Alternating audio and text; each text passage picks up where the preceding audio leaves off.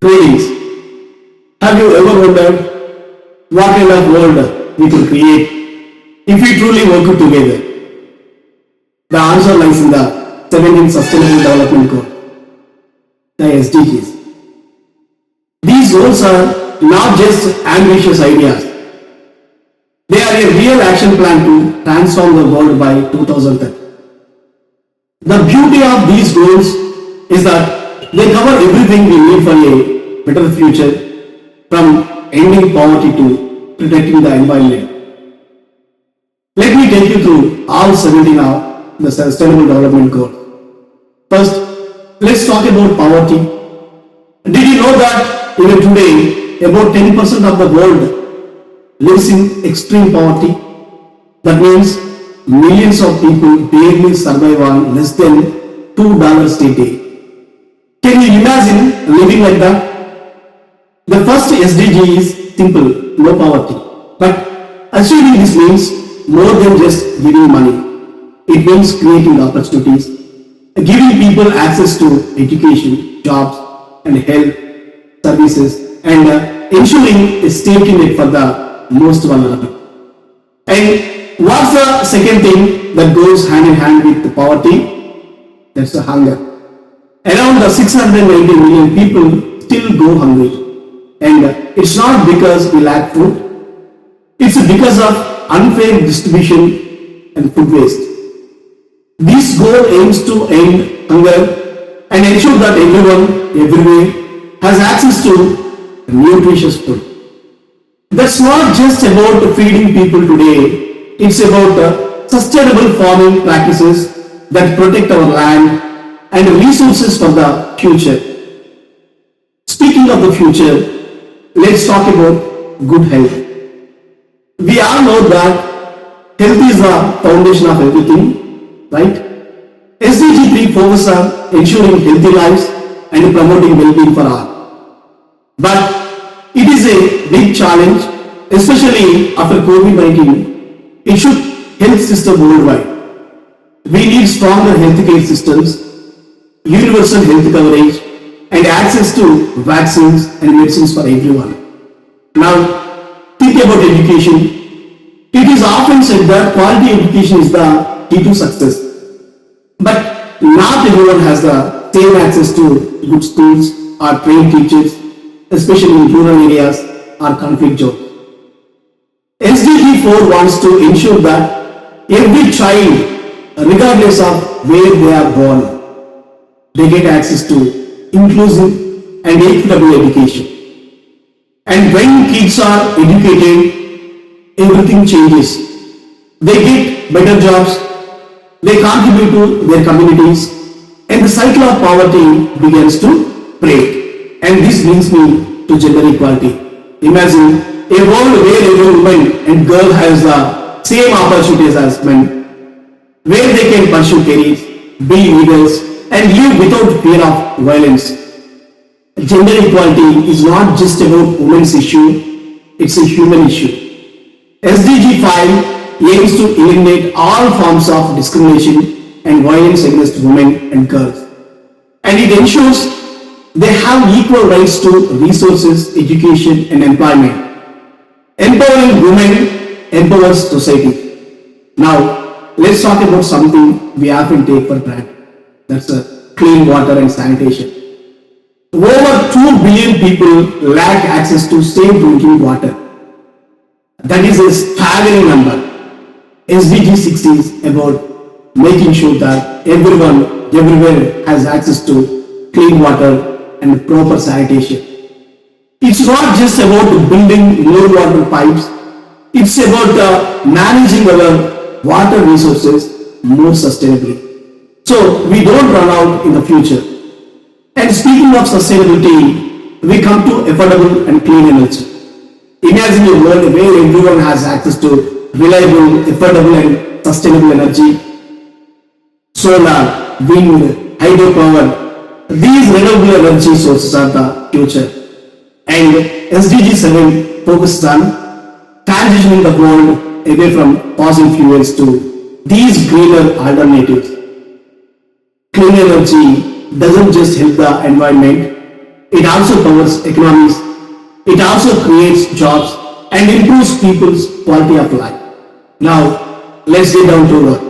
The next point is about decent work and economic growth. We all want jobs that pay fair wage, provide safe working conditions, and offer opportunities for growth. But in many parts of the world, people work in unsafe, underpaid jobs, and youth unemployment is a major issue. SDG 8 aims to promote inclusive and sustainable economic growth, full-end productive employment, and decent work for everyone. Imagine if everyone could earn a living wage in dignified conditions, what a difference that would make. To support this, we need strong infrastructure, innovation, and industry. SDG 9 is about building resilient infrastructure, promoting inclusive and sustainable industrialization, and fostering innovation. In today's world, it's not just about building roads and bridges, it's about creating smart, sustainable infrastructure that can support future generations and foster innovating to solve global challenges. Of course, no conversation about a better future would be complete without addressing inequality. Inequality exists in every country. Inequality exists in every country between the rich and poor, men and women, urban and rural. SDG 10 focuses on reducing these inequalities within and among countries. It's about ensuring that everyone has equal access to opportunities, everyone has equal access to resources, everyone has equal access to rights regardless of their background or status. Because fairness is the foundation of a just world. And while we are talking about fairness, let's discuss sustainable cities and communities. By 2050, two-thirds of the world's population is expected to live in cities. So, how do we make sure our cities are safe, our cities are inclusive, and our cities are sustainable? SDG 11 is all about creating cities that work for everyone, building affordable housing, improving public transportation, and ensuring that urban spaces are resilient to challenges like climate change. Next, we talk about responsible consumption and production. The way we use, produce, and consume goods today is not sustainable. We use up resources faster than the planet can replenish them, and we produce more waste than we know what to do with. SDG 12 is about changing that, promoting sustainable production methods, reducing waste, and making sure that we consume in a way that doesn't harm the environment or exploit people. And when we talk about the environment, we can't ignore the urgent need for climate action. Climate change is not some distant threat. It is not some distant threat. It's happening now. We have to accept that it's happening now. Rising temperatures, extreme weather events, and melting ice caps, these are all of these are signs that we need to act fast. SDG 13 urges us to take immediate action to combat climate change and its impact. This means reducing carbon emissions, transitioning to clean energy, and helping communities adapt the effects of climate change. We also need to protect our oceans and marine resources. SDG 14 focuses on conserving and sustainably using the oceans, seas, and marine resources. Overfishing, plastic pollution, and acidification, they are just some of the issues threatening our oceans. Healthy oceans are essential for life on Earth, providing food, providing livelihoods, and regulating the climate. It is our responsibility, we must protect them. And it's not just the oceans, life on land. Life on land is equally important. SDG 15 is about protecting, restoring, and promoting the sustainable use of terrestrial ecosystem, forests, wetlands, deserts, and mountains. Biodiversity loss deforestation and desertification, they are the major challenges, and this goal is about reversing those trends. Imagine a world where forests thrive, animals are protected, and the ecosystems are balanced. That's the future we want. Finally, we can't achieve any of these goals without peace, justice, and strong institutions. SDG 16 aims to promote peaceful and inclusive societies, provide access to justice for all, and build effective, accountable institutions. Corruption, conflict, and weak governance undermine progress on all other SDGs. If we want a just and sustainable future, we need strong, transparent institutions and a commitment to justice for everyone. And last but not least, there's a partnership for the goals. SDG 17 recognizes that we can't do this alone. Achieving these goals requires global cooperation, governments, business, civil society, and individuals working together. Only through partnerships, we can mobilize the resources, knowledge, and technology needed to make these goals a reality. So, friends, the 17 Sustainable Development Goals are not just abstract ideas, they are a roadmap to a world where poverty, hunger, and inequality are history, a world where we live in harmony with nature, where everyone has access to basic human rights, and where we leave no one behind. It won't be easy, and we have a lot of work to do, but if we all take responsibility, act now, and work together, we can make this dream a reality. The future is in our hands. Let's make it a good one. SDGs are sound like a pretty good idea on the surface. Big ambitious goals to end poverty, inequality, protect the planet, and make sure everyone gets a fair shot.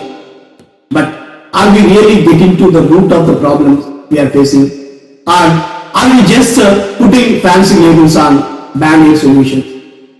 The real trouble is much deeper than any SDGs we can touch. It's something far more fundamental, human egoism. Yeah. Our excessive desire to consume, to control, to exploit, all at the expense of others and nature. We keep pushing the boundaries, always wanting more, but never satisfied. It's this egoism, this constant chase for more, that's making life on this planet unsustainable. But if we don't tackle the real issue, the human mindset, it's like mopping up water while the tap is still running. What we really need is an education, a method to shift our thinking from what can I take to how can I give. Imagine a world where we stop trying to enjoy life at the expense of others and nature, and instead find joy in benefiting others and the environment. That's a real sustainability when we start living for each other and not just for ourselves. If we want a true, lasting change, we need to rethink our entire approach to life. Instead of seeing nature and each other as resource to exploit, we need to learn how to connect, how to care, and how to live in harmony. And let me tell you that shift is not in SDG report. It's a shift in human consciousness, a shift that gets us out of this selfish bubble and into a place of mutual benefit and support. But right now, it feels like we are putting a plaster on a gaping wound. No one really talks about the fact that we can't keep growing indefinitely. You can't just keep pulling from a finite planet and expect things to be okay forever. It's a common sense, but somehow we have been tricked into thinking we can grow and consume endlessly. Take the economy for example. We hear the politicians talking about growth, as if growth itself is the goal. But let's be real, if the economy keeps growing at 3.5% a year, it will double every 20 years. In just a couple of hundred years, we are talking about an economy 1,000 times bigger than today. Does anyone actually believe that's possible on a planet with finite resources?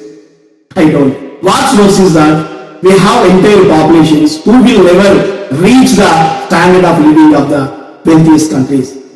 That's just the whole hard truth.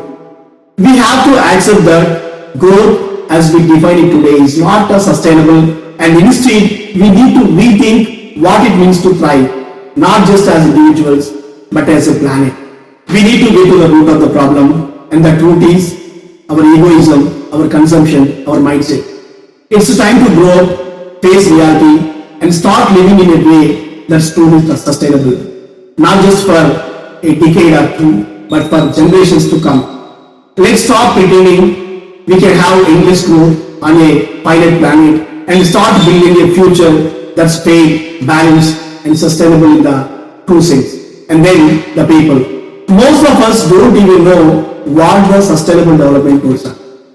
It's so sad. If you try explaining these goals to someone, a lot of people struggle with that. They want change for sure, but they don't realize that change requires action, change requires commitment, and change requires effort. You can't just sit back and expect the world to fix itself.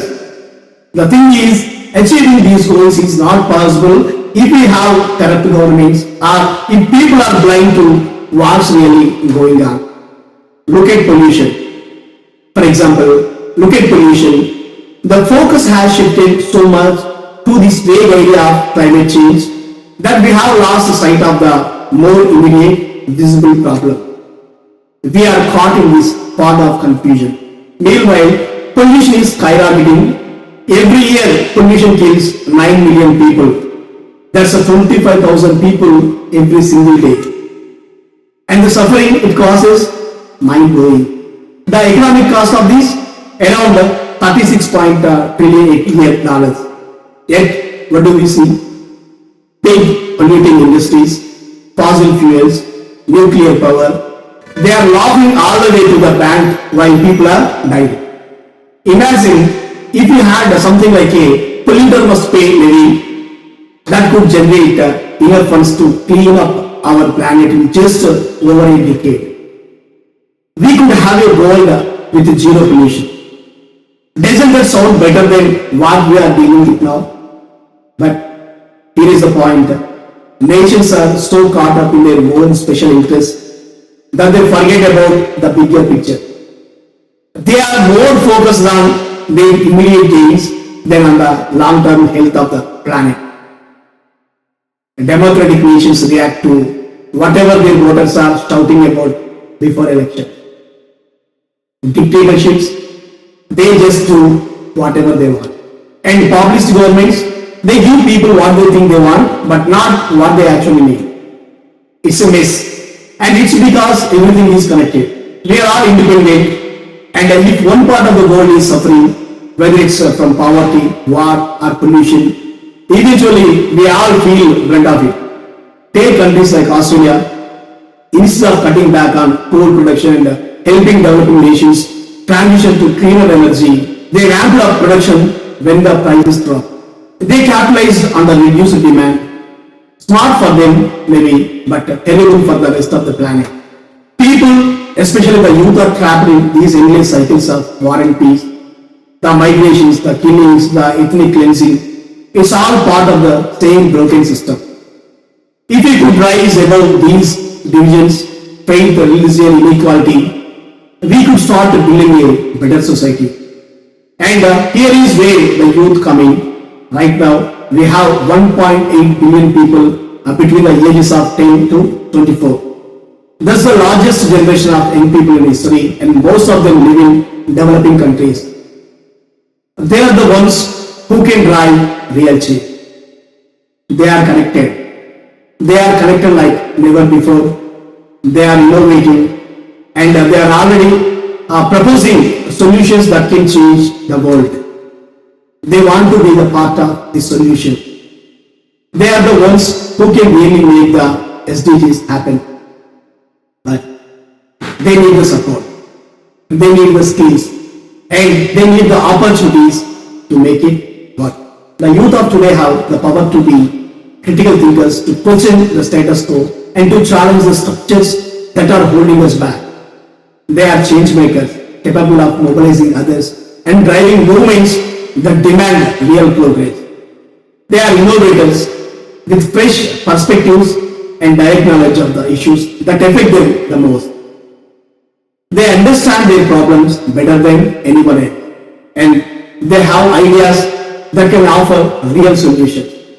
But they need a plan. These youngsters need a platform.